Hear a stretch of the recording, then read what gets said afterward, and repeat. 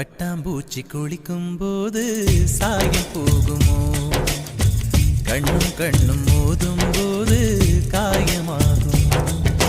கண்ணாடி பொம்மை ஒன்று கல் மீது விழுந்தது என்ன?